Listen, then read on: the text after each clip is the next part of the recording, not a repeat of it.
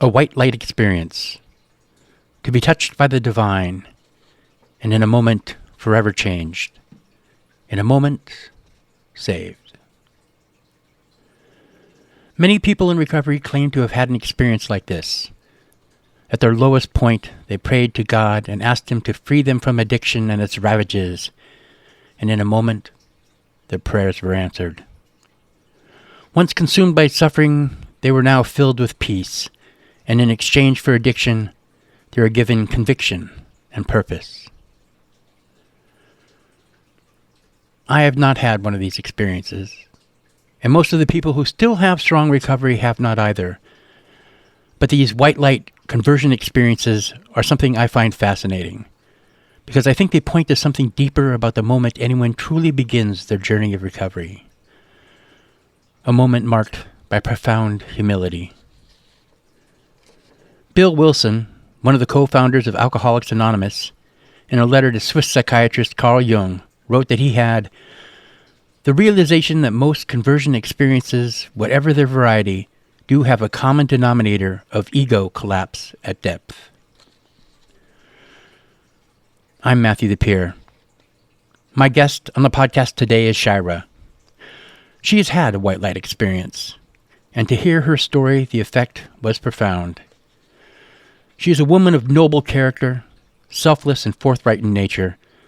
I have always found her an inspiration. I feel very fortunate for the time she gave to this podcast. I'm confident you'll feel the same way.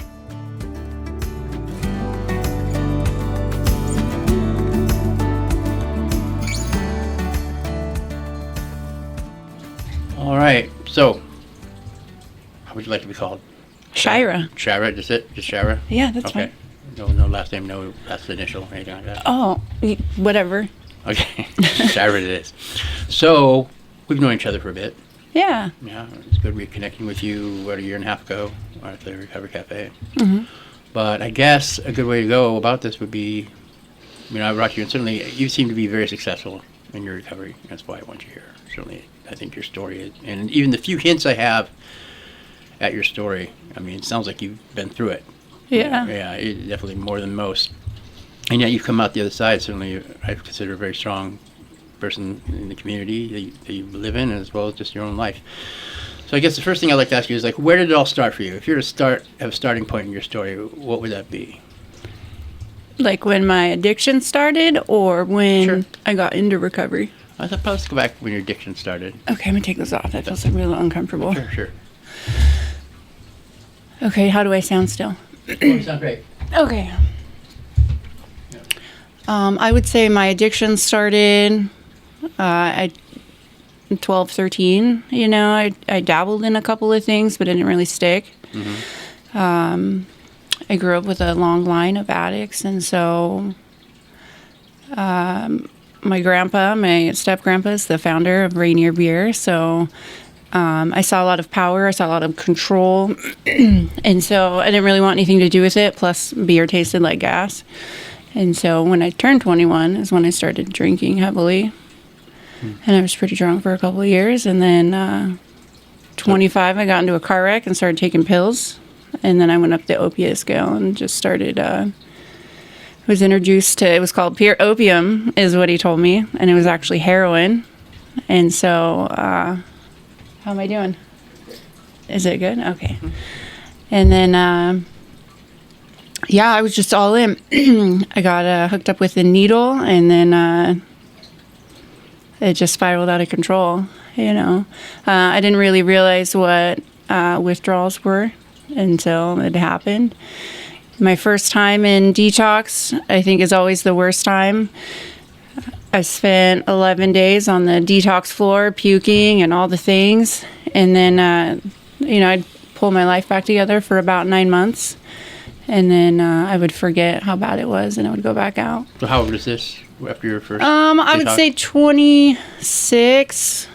Okay. Probably closer to 26, yeah. And then it was always like the 9-month mark that I would go back out. Why do you think that is?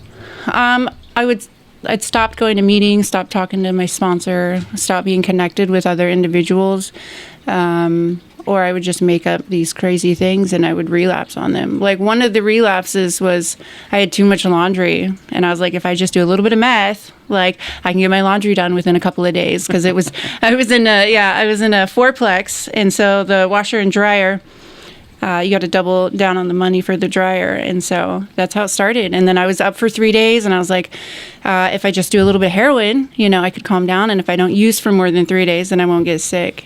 And so I was off and running again.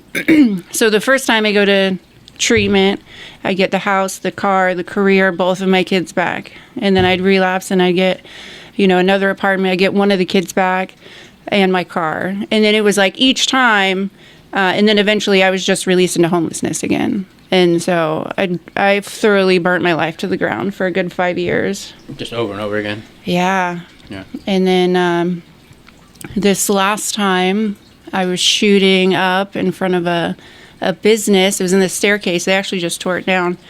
And I remember I didn't have any shoes on. I was wearing jeans that were 4 sizes too big. I had a pair of tights that were cut off as a pair of underwear. Didn't have a bra on. I just had this oversized red crochet hoodie and a beanie, and then like 15 bags from stolen shit from Walmart, And then I was so flailed out, this guy just flipped me a bunch of drugs, and I was trying to shoot up in the staircase.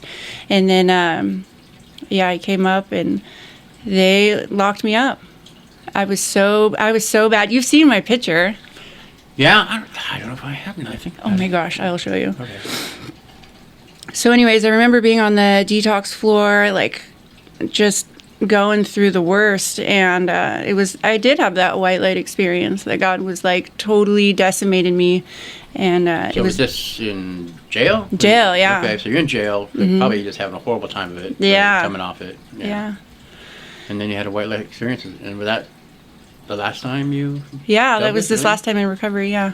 Or when I was using. Well, tell me about that white light experience. I remember there was some other girl in my cell, or in detox that they have you in. And it was really profound. I just remember crying, and like there would typically be that 911 prayer, like, God, if you get me clean one more time, or if you get me out of jail, like I promise I'll be good, I'll do all the things right. And we probably said that one before, though, I imagine. Yeah. But And this time it stuck, huh? Yeah, this time it did. So And it was and I just remember like this comfort and like this peace that wrapped around me. And I remember it wasn't my kids, it wasn't God, it wasn't all these other things that I felt that there was this connection to, like it was just this prayer, it was this moment, it was this intimate, I don't know, half hour probably, and I just gave it to God. I was no longer trying to control or hold the wheel or have these expectations or whatever it is that I thought that I was going to do. Like this was the first time that I didn't have any expectations. And so I was in detox for 3 days, and then they took me to court. And before they arrested me, I was still calling into detox for about 2 weeks. I was always on my way. You know what I'm saying? Like I have a couple more things that I got to do. And so I remember the judge let my attorney call Lifeline, and they came and picked me up the next day.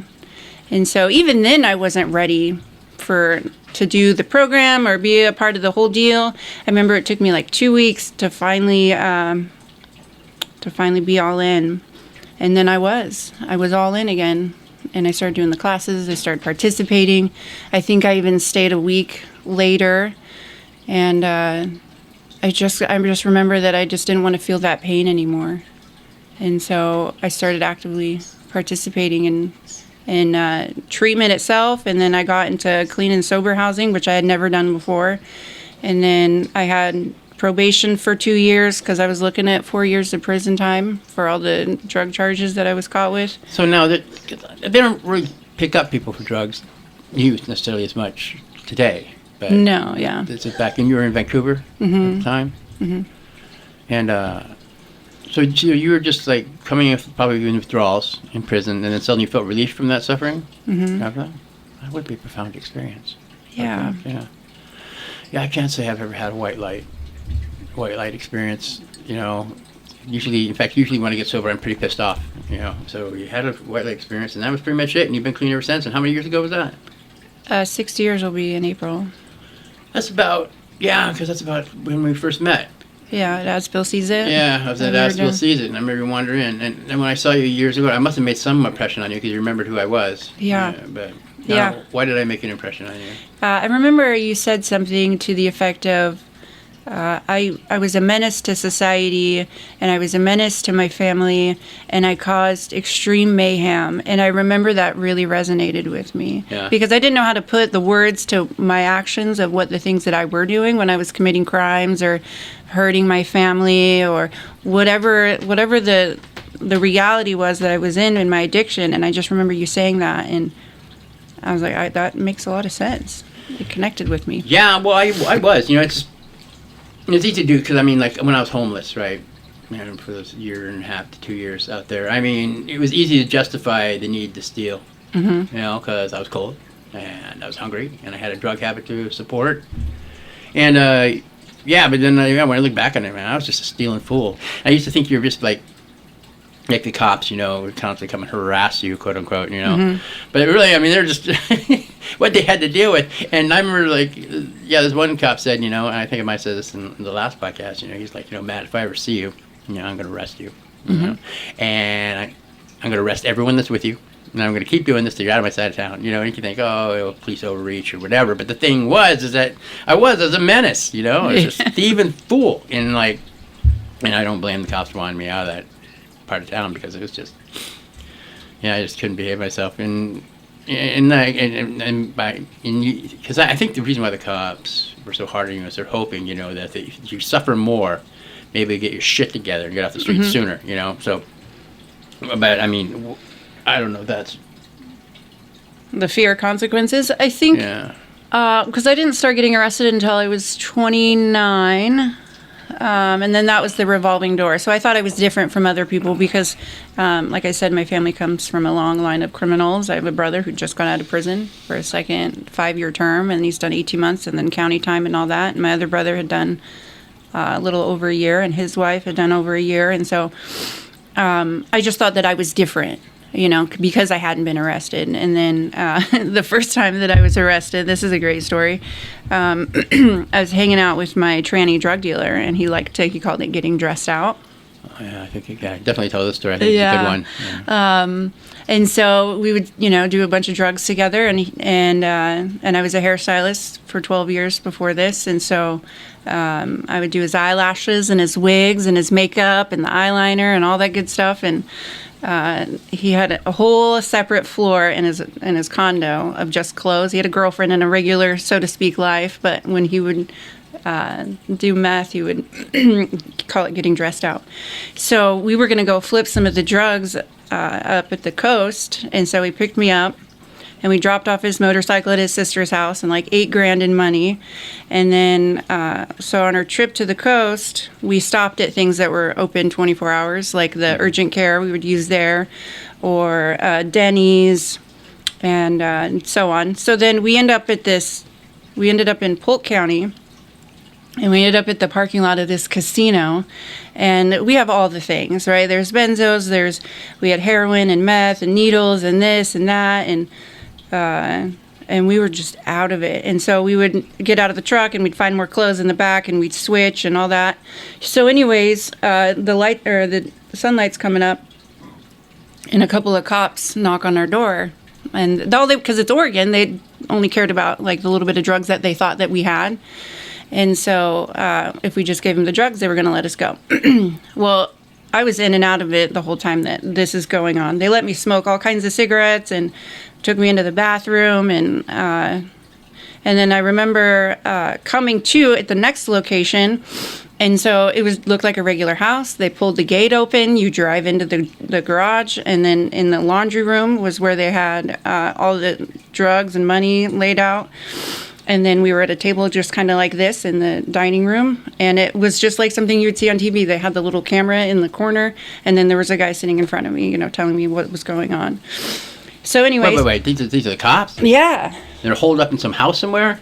Yeah, they drove us from the parking lot at the casino. And then took me to an off-site location. The guy that I was with was no longer with me. And so so we're going through. He's like, "Where'd you get all this stuff? Where'd you get all these drugs?" We know because they found a stash. When they, yeah. So no, they found a plethora of things. How much? How much did you have? So I didn't know this until I got into booking, because since then, I've always been released. Whoever I was with, they were like, Shyrah's never been to jail, we'll take the rap, so on and so forth. But because they couldn't decipher the clothing size between him and mine, they were trying to get me to cop to it. So coming from a long line of criminals, I was like, I know not to say anything. Mm-hmm. So then they send me over to the jail, and once again, I'm blacked out. And my dad had always told me that the first time I get arrested, he would bail me out. So I call my dad. Really? Like, yeah, he was like, the first one's free, right? He's so expecting you to get like busted at some point. If it happens, I got you. Yeah. So I call my dad. I'm like, hey, Dad, I'm in jail. I'm this, so on and so forth. And he's like, okay, let me do some research and call me back. So then I call my dad back, and he's like, what did you do, Shy? And I'm like, what are you talking about? He's like, your bail's $2 million. What? Yeah. He's like, did you kill somebody? Like, what happened? You know? And I was like, dude, I was with Rob, and we got pulled over at Polk County Jail, and like now I'm here. I have no idea what's going on. So we were caught with 129 grams of heroin, 68 grams of meth, and $8,000 in money, right? And then a lot of the dope was already pre-bagged, right? Because if you flip it at the coast, yeah. So in manufacturing, intent to deliver, so on and so forth. So I wasn't getting bailed out, basically. And then I blacked out for 4 days at first, and then I initially stayed 17. So because I was on so much stuff, they put me in my own cell.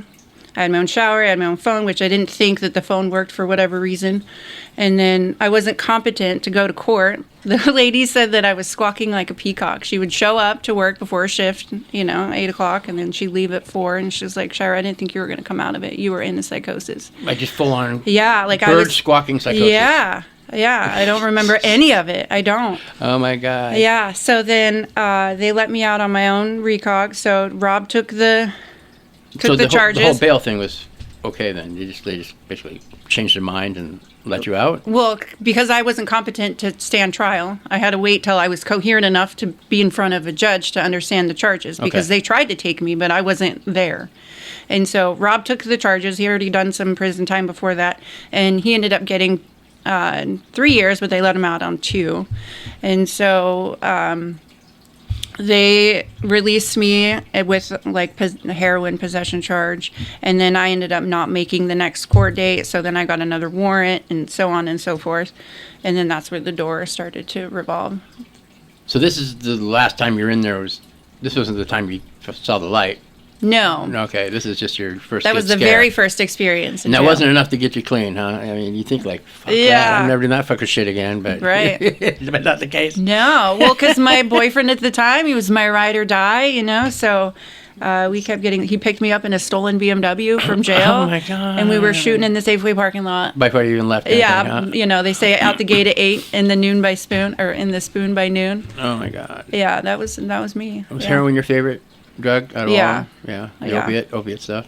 Yeah, that was my first love. But I like to do both of them together, but separately. So like I do a shot of heroin, and then I do a shot of meth. Yeah. Because you got to stay not well. at the same time, but yeah. Separately. Yeah. I know. Every time I do meth and heroin at the same time, it's just like the in and out of consciousness. It wasn't that much fun actually. We used to like speedball it or whatever you call it. Yeah. But, yeah. Probably the closest I've ever came to probably ODing. Period. Was combining the two. Yeah. My wife did it at the same time. Here we are.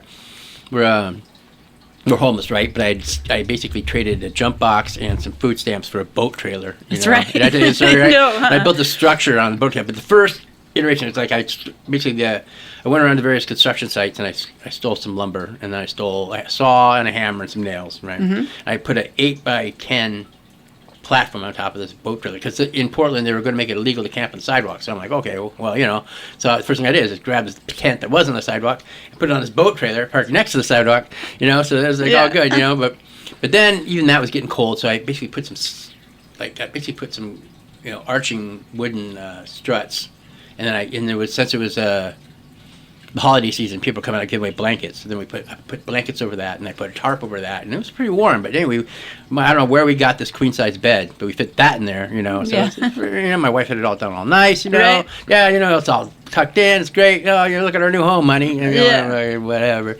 And like, and then but then that's I really remember this is because the first thing we did is like speedball some.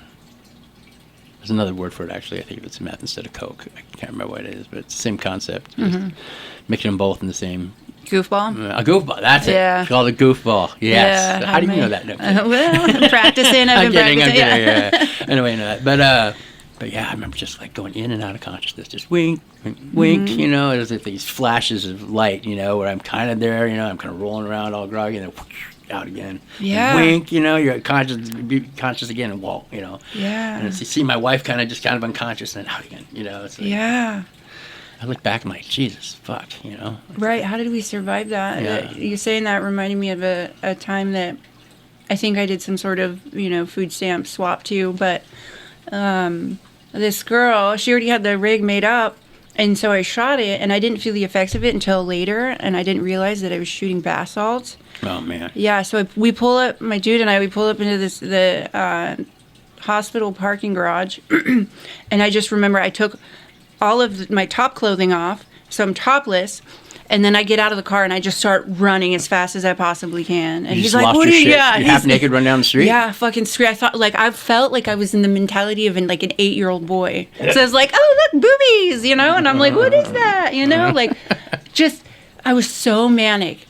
And I remember just hauling ass around this parking garage. And he's like, get the fuck in the car. What are you doing? You're fucking nuts. Da-da-da-da. Get the fuck in the car. And I'm like, catch me, motherfucker. You know? Like, and I just kept going and going and going. I mean, eventually I got back into the car, but I remember feeling like my skin on my face, my flesh was like rotting, you know, like I've never shot bath salts before. And it was my first experience of it because it didn't feel like the normal high, like when you do with meth. Oh man, it was so bad. And it felt like my skin was on fire, but like pieces of my flesh were falling off. Oh. It was so, yeah. And then I don't remember how I recovered from that, but Eager to do it again, I'm sure. Oh God, no. Yeah, I don't know. I think I might have had bath salts once. Yeah, but it's hard to know. You know, it's hard to know. Well, that's the general rule, right? You just always load your own shot. You know, in fact, the one time I did ignore that rule. Well, there's twice I ignored that rule. One, holy fuck. And then the other time, I overdosed on heroin, you know. And the people I was with stole my heroin. They stole my money. And I wake up to a cop staring down at me like, oh, my God, I had to Narcan you 4 times. What? Like, Wow. And, yeah, it's like, I remember. Oh, that was crazy. Yeah, the cop staring down at me. And I'm just like, but I'm still, I mean, the heroin was so good. And I had such a strong dose. That even after you Narcan me 4 times, I mean, I was still just high as fuck, you know. And I remember staring at the blue sky because it was kind of a summer day, and I was staring at the blue sky above him, and I'm thinking, cat, stop. All right. Cats, they cause chaos, you know. It's only at first you think nothing's going to happen, and then it does. But yeah, I remember I'm like thinking, oh man, thank you, man, thanks for saving my life. Whoa, you know. I was like, I remember they're wheeling me away to the hospital. You know, but I the one good thing is I remember looking over the cop that saved me, and he's standing around with his other cop buddies, you know. And he has kind of his thumbs in his belt, you know. And he's just kind of, he's just buoyant with, you know, because and I think about it, you know, cops have a hard time of it, you know. Most days don't go well for them, but I could tell that this was a day that really he saved someone's life, and it really made that cop's day. And I remember thinking, oh man, I'm so glad I was able to make that guy's day, you know. Yeah. It was worth overdosing. That was such a service to him. Yeah. It was worth overdosing just to make his day, you know.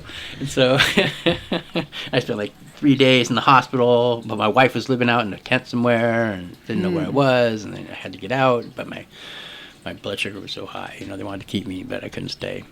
But yeah, overdoses. But it sounds like now you had hinted to going back to you said the word manic, right? Mm-hmm. And I mean, it sounds like if it sounds like you've had a bipolar diagnosis just from our past conversations, that it's separate from your drug use, or do you think it was just only drug induced bipolar episodes? And being bipolar myself, I know it's hard to so I probably do have some sort of bipolar within me because there's times where I'm like, this doesn't feel right. But it was mostly in my drug addiction. I've got a pretty good, medical regimen now, and prescriptions that keep me kind of even keel. But when you're talking about mania or being manic, I remember one time my dad was taking me to detox in Oregon, and they wouldn't see me because I was on meth. They were only going to detox me from opiates. They didn't have the medical whatever to detox me from meth. So then they rejected me. And I remember getting in his truck and I was sick and I'm like shitting all over his truck. Like it was bad. And then we go into the hospital because I'm trying to find some benzos or some sort of relief, And so I remember they put me on a gurney. I was still in the hallway. Like I didn't get a room. My dad's like panicking and he's trying to help me, of course. And they took too long. And I remember just running out of the hospital. I didn't have any shoes on and I was in the hospital gown. My whole ass is hanging out and I just take off.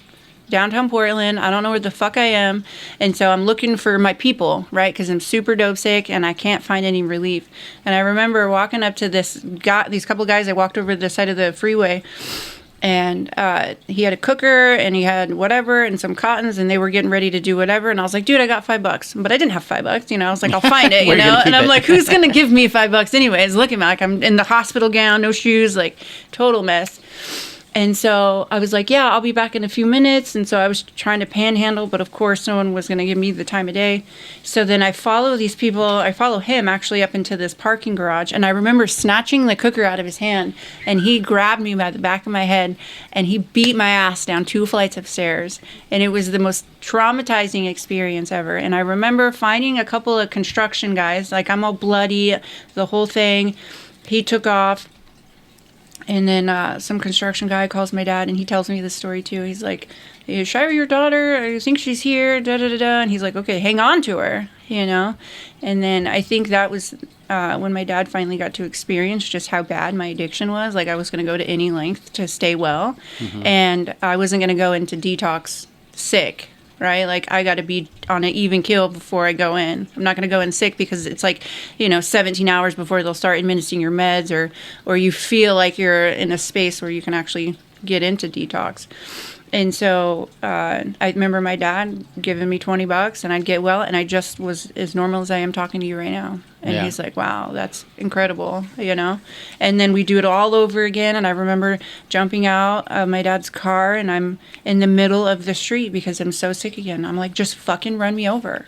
I don't want to live anymore. I don't even care anymore. I'm so sick. I don't care what's next. I just want to get well. Mm-hmm. Yeah, I put my dad through hell.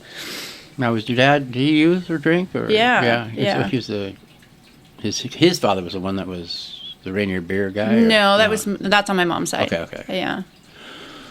Huh.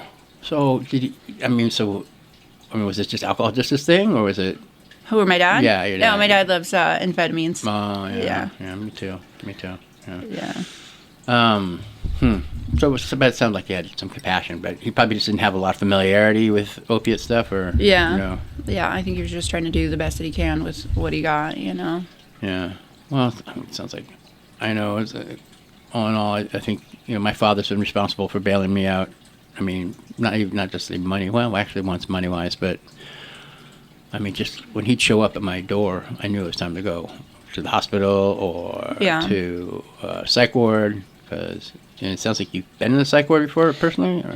Not like a psych ward in itself. Like, when I would go to jail, they would put me on... What, the psych wing or something? Yeah, I'm in the turtle suit, and I would just be there, just manic. Turtle suit? What's a turtle suit? Turtle suit is, it's a padded 2 pieces of fabric. It's dark green, which is why they call it the turtle suit. And then they Velcro above your shoulders, and then 2 or 3 on your sides, and you have no clothes underneath it. And that's all. You don't get blankets. You don't get anything. Like, you get the turtle suit. Huh. Yeah. That's so bizarre. Turtle suit. Yeah, I know.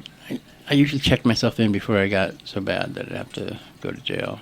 My own, like when it came to treatment, whether it was drug treatment or even being bipolar, I figure it's best to go there before they make you go there, you know. They go under your own power, you know. So you sign yourself in. But so you're thinking, you think a lot of like the mental health issues you've had were just drug psychosis, meth psychosis. I mean, I noticed with psychosis, when people go in psychosis, there's like there's like roughly 5 types of psychosis. There's one paranoid, they're trying to kill me kind of psychosis, and then there's like a body kind, you know, where there's like they think something's wrong with the body, like there's bugs in it or whatever. And then there's like the one where they think they're dead. Yeah, that's an interesting one. And then there's one, I know this all from my sobering unit days at Lifeline. Okay. A little bit of experience. I know there's some patterns as I saw these people that were coming in psychosis. What were some other ones? Oh yeah, one is like a kind of god, like you're somehow like you're divine something or other going on, you know, like you're an agent of a higher power. Yeah. And then sometimes where you just think you're somehow a grandiosity, they call it, where you think like either you're a secret agent or you're some kind of, you know, operative of some sort, you know, very important. Yeah. You know? And like there's that. I mean, so when you go into psychosis, I mean, was there a particular theme to your psychosis? Wow. Well, a couple of those really I resonate with. So I remember like the psychosis of seeing things like the bugs and like physically, but also like I'd be up for 14, 17 days at a time. And I remember driving from Longview to Olympia, and I forget why I was going up there, but I remember seeing this giant lumberjack, like as tall as the power lines, just crossing the highway. And then I would look over at like mailboxes and it'd be like a decapitated head, or like shit crawling everywhere, like bugs or centipedes or whatever. Like the whole walls would be moving. Holy and then moly. my skin would look like parasites inside, like long, skinny parasites would be on the top of my skin. And I knew that I was, you know, hallucinating, but it's scary when you're in it. And I remember one time, it was really crazy. I was out at this house, and it was like like I saw it from the field. Like it was this farmhouse, and they had chickens and whatever. And so across the field, there was this shadow person or whatever, and I was smoking a cigarette. Oh, shadow people. Yeah, and I was like, well, if I get inside quick enough, they won't follow me. And I remember getting into the bed, and my partner, who wasn't using it at the time, I'm sure he had a good idea of it, but still was like super codependent on me. And I remember watching Freddy Krueger come into the bedroom, and the bed's just like this with the side tables on the side and the doors in front of me to the left. And so Freddy Krueger comes in and is walking the ceilings like around and around, and then eventually he paralyzes me. And I remember like convulsing and like couldn't get out of it. And then the guy that I was with, I was trying to elbow him or like knee him to like wake me up to get out of it. And he couldn't. He's like, I couldn't. He's like, I was paralyzed too. And then finally, I don't remember what happened. I remember just like falling off the bed and going back out to the porch, and I called my brother, and I was like, hey, Sai, can you pray for me? And my brother starts praying for me, and it was like Green Mile shit, where like it started coming off of me, like these flies or like this burnt ash was like releasing itself from me. And it was so real, and I swear on everything, like it was real. So like I've had that mania.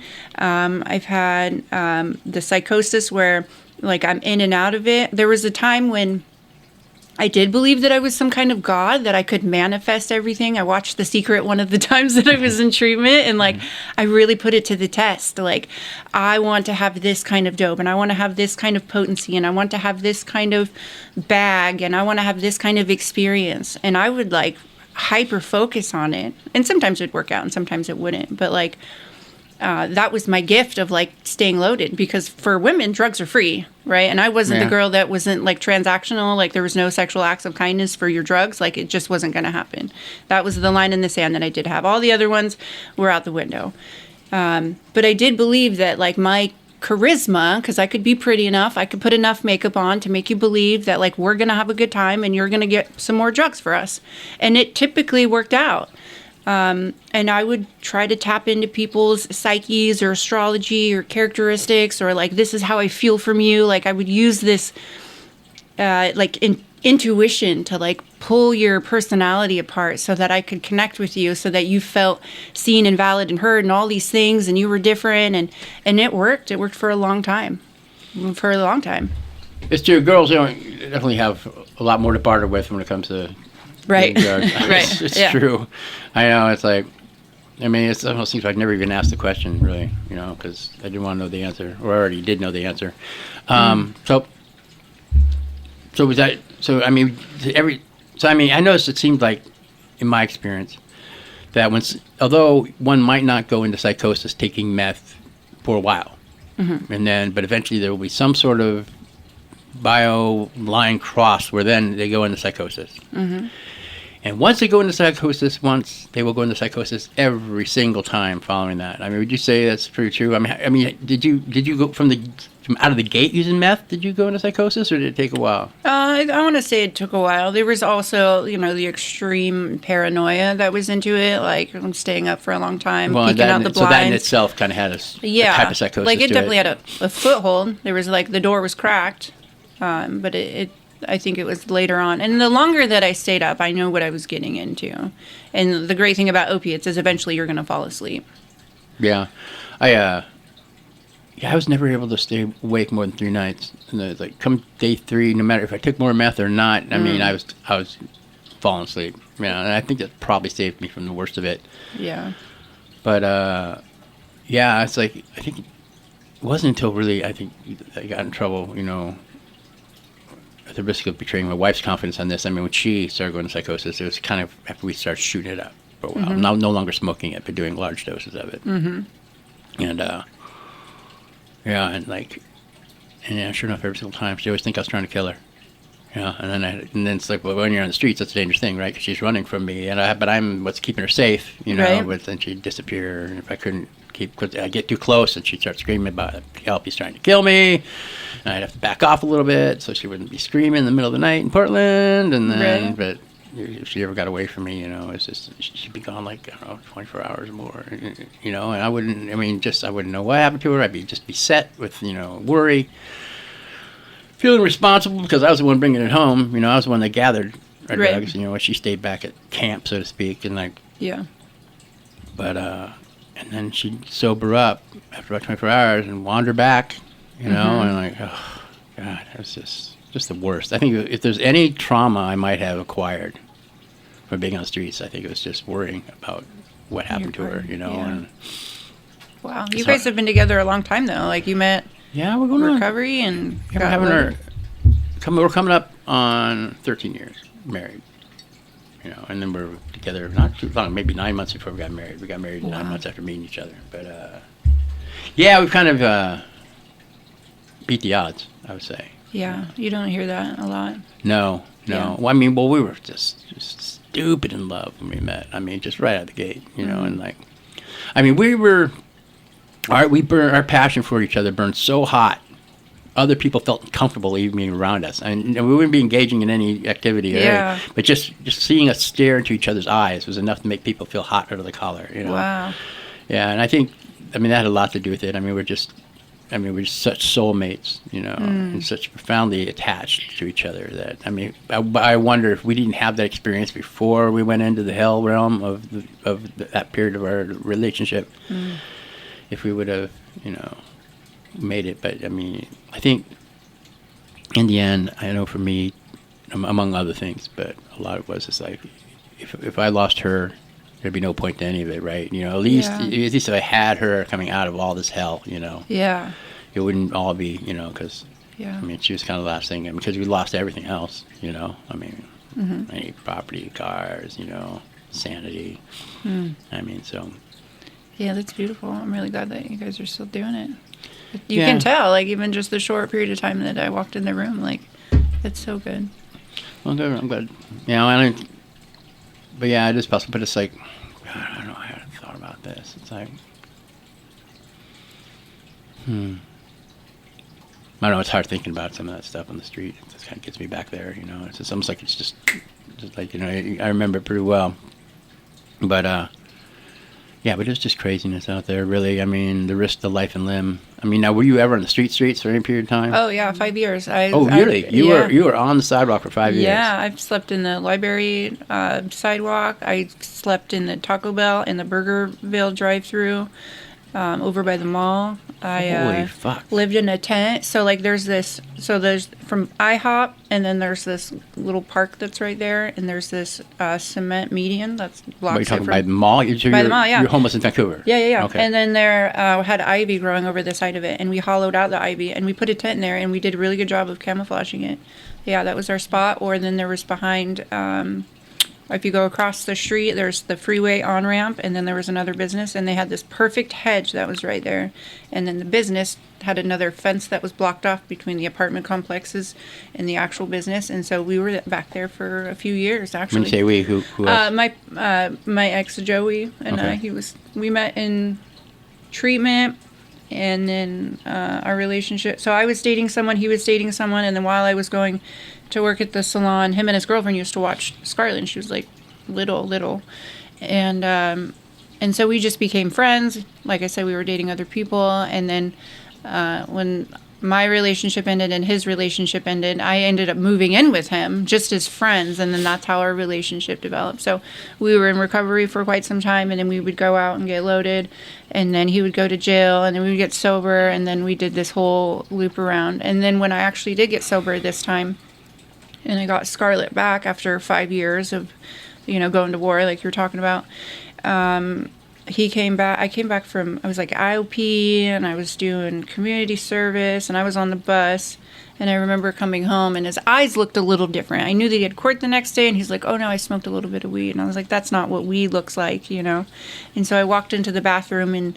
there was still some heroin residue, and I grabbed him by the shirt, and I beat the brakes off his face, knocked his front tooth out, threw him out into the storm, and that was the last time that I saw him. Because I You haven't even seen him since. No, I haven't. I've talked to him a few times. He got another girlfriend. They had a couple of kids, but he's still out running and gunning. Yeah.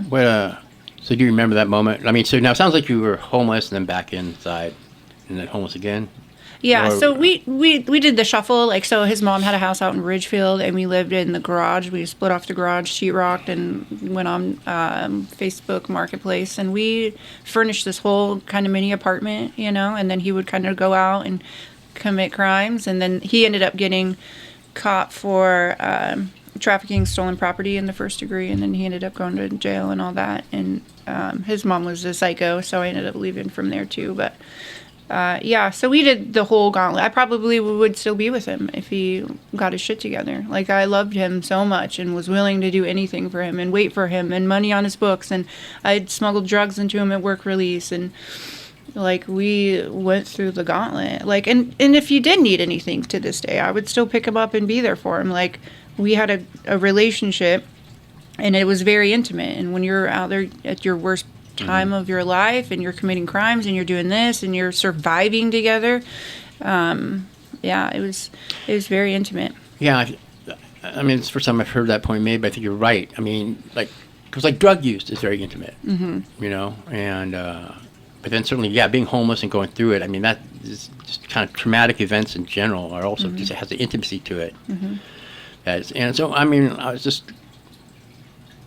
talking in a group the other day, and saying, that drug use is very intimate, and when someone and why partners will fail together or succeed together, but when one of them just does drug use, it's like they're in a place that you can't follow, and you miss them, and that's often what I think is that missing that person that causes that partner relapse, But I mean, the fact that also just traumatic events like being homeless and crime and stuff like that is like an intimacy, that the other person engages in that, why you'd follow, even at your own expense.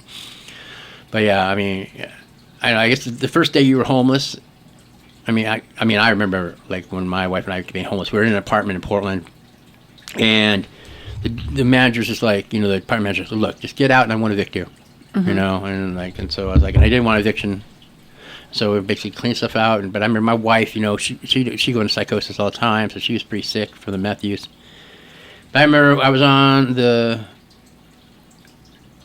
the light rail there, station was right next to where you could see actually the kind of the duplex, the side where we were living from that platform.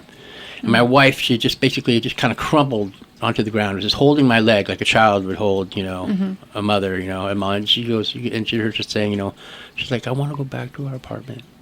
And I swear to God, talk about breaking a husband's heart. I mean, yeah. I mean, those are just, yeah, I get teary just thinking about it. But I mean, it's like, I failed her. I feel I failed being a husband so many times, as far as like, being able to protect her. And she just followed me through hell, Yeah. And so, I mean, and that's the other thing too, is like, I definitely felt and believe, look, if I got sober, she gets sober, and yet that still wasn't enough, until kind of finally the very end when I was really on death's door, and, but I mean, I raised that story just to ask you, I mean, do you remember that first time you were homeless, and like that first time when you realized you got no roof to crawl under?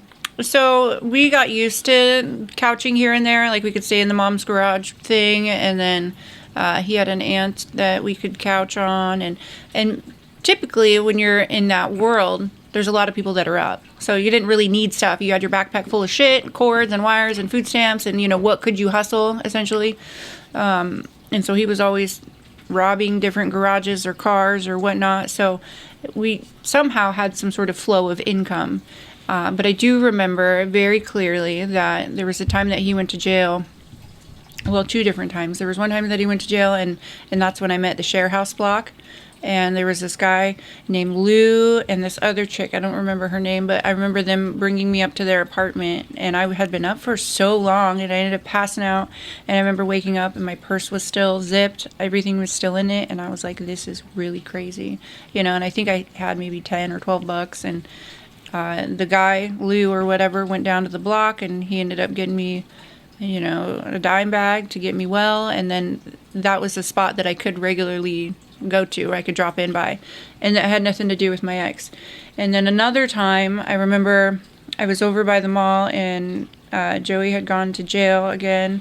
And I slept in the Burgerville drive-thru. No blankets, no nothing, no coat. Like, my jeans were ripped. I remember that. Being just freezing cold, sleeping next to the wall. And that's when, like, the whole reality set in. It was really scary. But somehow you get up and find some more drugs, and you just keep trugging along. But that was definitely when reality set in. Like, this whole big, scary world. And here I am all alone, sleeping next to this concrete wall. Yeah, that was very eye-opening. But it didn't stop me.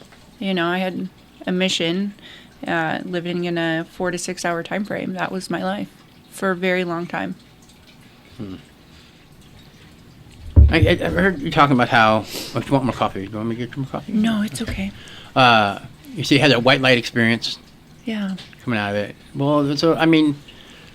I'm certainly say, well, then, happy ever after. But there had to be a little bit more of a process to it than that. I mean, did that feeling of just kind of warmth go away? Or how long... Tell me a little bit more about that conversion experience. And what that looks like. And how that played out over the next couple months or even years. Sure. So part of the white light experience. So when I was younger, my mom, she died of a heart attack when I was 16. Sorry to hear it. Yeah. So that was a part of the trajectory that I was on. So, so me being the spiritual being that I am, I meet individuals, and I feel like each person has their own spirit animal. And so, for instance, mine is a llama, like I'm sure you can see it, right? My brother Josiah, he's an eagle. My friend Tiffany is a bunny, so on and so forth, right? And so there's typically 3 things that go into this, right? What is their sign? What are their 3 main characteristics that they have? And then it's just kind of an organic feel, right? So then after my mom passed away, I used to say, or I still say actually, she's my rainbow, because it's spiritual, right? It's something that you don't see often, but it's a way that I feel that she communicates with me. So in this white light experience, and like I was talking about, so those 2 weeks that I was in treatment, I still wasn't all the way in, and then I remember getting up, and they were telling me that if I was going to get kicked out, I was going to go to prison, so on and so forth. So I remember getting up and going to the bathroom and coming back into my room, and it was like something physically stopped me and was like, Shyrah, I need you to open the blinds. And I'm like, ugh. And so I finally do, and it like brought me to my knees. There's this double rainbow, right? It was so profound. I was like, okay, Mom, I see you. And then I get into one of these process groups, and I've never told anybody in this treatment facility. Process group? So So they have a process group in treatment where it's all women. It's like 4 or 5 women. I got you. And then you can, show or sign up the day of or whatever, right? They just kind of go off a list. So it was my turn, and I hadn't really processed my mom's death up until that point. And so my mom's name was Lori, and so I'm telling about what happened, how I came home from school. She was alive. I went onto the deck and smoked a bunch of weed, came back in, and my mom was gone, right? So within 30 minutes, right? Wow. And so I'm going through this process, and this lady, you're not supposed to interrupt anyone during process group. Like, it's the biggest no-no. You're not supposed to hand tissues or feedback or whatever. So this woman stops me. She puts her hand on my shoulder. She goes, Shyrah, what does rainbow mean to you? She's like, your mom wants me to tell you she's with you. And of course I lose it and I'm crying. So there's these different little spiritual things that happen that are small, short, but they're very powerful. And so at 2 weeks into treatment, that happens to me again. And then This is inpatient treatment? Inpatient treatment, okay. yeah. So wherever she's at, she's finding me, and she's still doing it to this day. Like, she still finds ways to let me know that she's still there. So then I get out of treatment, and I was ready for something different. I just didn't know what it was. So I was willing to take the suggestions that other people had did before me, because I couldn't believe that a heroin addict could get a year clean, because I couldn't. Right, up to this point, like, I got 9 months, but and then I started seeing people with long time recovery, heroin addicts, criminals, all these things that and they had a better way of life, and they looked like me, because typically the first few meetings that I went to, it's a bunch of old white dudes or other women that didn't look like me, so to speak, and so I just didn't feel like they were telling my story or I fit in. And then finally go to NA, and there's some other people that are that I can relate with, essentially. So. I remember being in a meeting, and I got the step work packet, and I just started doing the steps on my own, and I waited until I saw someone that did what they said inside the meeting and out of the meeting, because I wasn't hell-bent on this, women work with women, men work with men, right? And I had tried the women sponsors before, but I was always putting this expectation on them that they were going to be my mom, and they were going to invite me to Christmas and take care of my kids with me. That was, so I knew from the jump I had to do something different. And so I found a male sponsor, and he's 65. It wasn't like this thing that people talk about that's going to happen. And so I got to work on the steps, and so I get to step 8, right, where we make a list of people. And so I remember doing a forgiveness letter to myself. And so I've already been, let's say, 6 or 8 months sober by now. And I wrote a forgiveness letter to myself. And at first it was like, Shyrah, you should probably give yourself a break. You're really hard on yourself, so on and so forth. And then I finally got into it. And I'm like, Shyrah, I'm so sorry for going out of my way and making lies up about you. I'm so sorry for all these terrible, horrible things that I said to you. And it was really profound writing it, but it was even more impactful when I was reading it to my sponsor, And so that kind of gave me the juice to keep going forward. And so there's these landmarks, or these chapters, essentially, that are going on through my recovery, where I feel like I'm revealing something more. I'm letting some more of pain or trauma or whatever this identity is. It was a long time before I stopped, saying that homelessness is my identity. Being a dope addict is my identity. All these things. And so, and then I got to start working at shelters, right? And then I'm sharing my story, and I'm letting people know that I had fucking burnt my life to the ground like they had, but I found a way out, right? Because you can't do it by yourself, because I tried that, and then I got connected with a group of women, because I didn't know how to be a friend or whatever. That was all foreign. And it was interesting because God has organically put women into my life that I specifically need at each season or chapter or whatever. And so most of the job is still just showing up, right? I can't find more recovery or more guidance or these little cliches that people say or sharing connections with people. I've got to show up. And so when my disease wants me dead, so it wants me isolated, alone, depressed, anxious, full of fear, full of doubt, whatever. And so even now, to this day, I still show up. I still show up to church, and I still show up to the women that need me, and I still stay connected. And I think that's the seed that needs to be planted, Connection. Yeah, absolutely. And so I can't see myself going back. So anytime that shit hits the fan, right? Like my ex leaving me on New Year's and my job getting terminated, like, all of these doors are closed. But if I didn't have the foundation that I have in recovery, then I would be out there using for sure. But I have built such a network of people and a support group because I'm so used to like me supporting people, right? People look for me for guidance. And so it's interesting to be on the other side of the pendulum to be like, no, actually I need help. And so they're carrying me essentially through this point, So my nephew was, kicked out of treatment. I got to be there to pick him up. My niece got, she just had her first baby, so I got to be there for that. And then my brother just got out of prison, so I got to be there for that. So like, I want to say all these terrible things are happening, but like, really, all these blessings are happening. If that makes any sense. Well, it does. I mean, I think you're touching on something really important because like the Recovery Cafe, their little motto, the opposite of addiction is not sobriety, but connection. Yeah. And I think that's a lot what we're talking about. But it's not just even addiction. I mean, I think it's really only our relationships with others that allow us to overcome, survive, or even thrive for that matter. I mean, people ask me, Matt, how'd you get sober? And I said, well, love. That I loved my wife deeply enough that I was willing to change. And that. So I mean, but then that's what got me sober. But then I really think about it. What kept me sober was people's love for me, natural support, family. Those that were there for me, that were helped me out. Shelter me. If it wasn't for them, there'd be no way I could maintain the sobriety that I had found through my love for others. If others didn't love me, and so connection. I think really is like it kind of gets you out of your head. It's like even like with a higher power, that gave you strength. If you don't believe that something's bigger than you, then suddenly your problems are as big as the universe. And completely hard to overcome. But I think you're right. It sounds like your spiritual experience is not only authentic but profound. Yeah.